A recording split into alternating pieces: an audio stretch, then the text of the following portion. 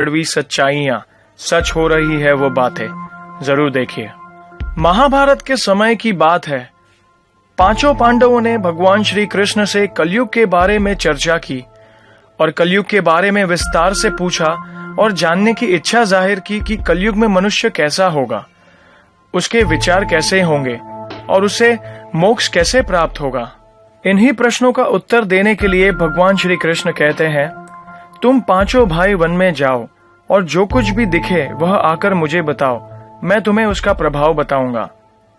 पांचों भाई वन में गए।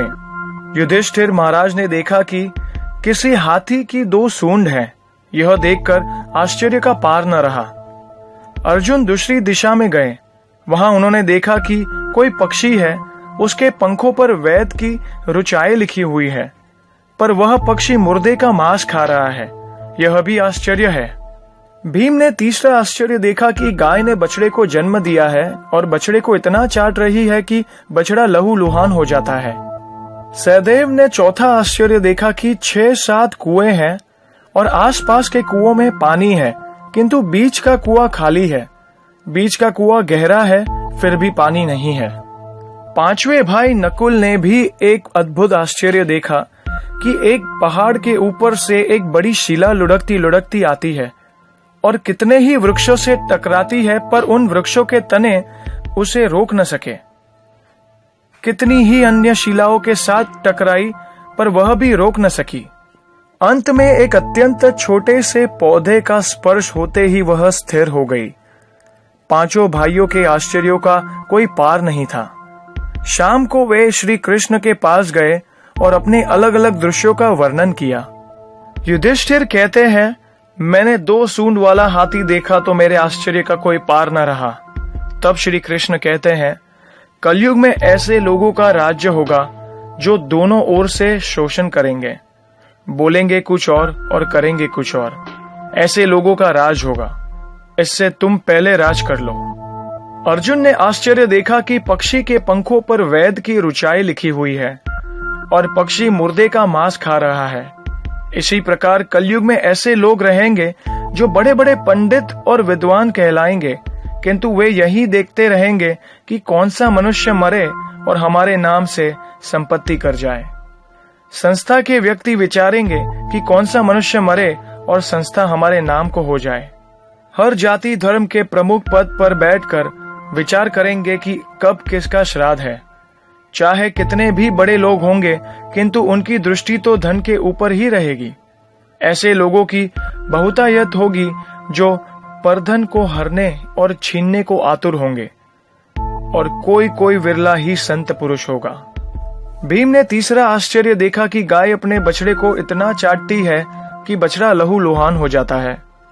कलयुग का आदमी शिशुपाल हो जाएगा।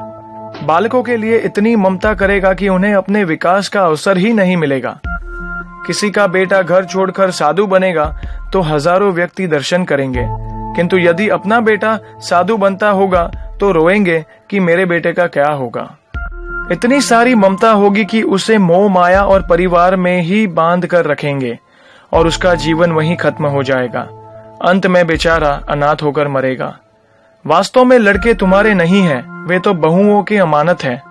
लड़कियां जमाइयों की अमानत है और तुम्हारा यह शरीर मृत्यु की अमानत है और तुम्हारी आत्मा परमात्मा की अमानत है।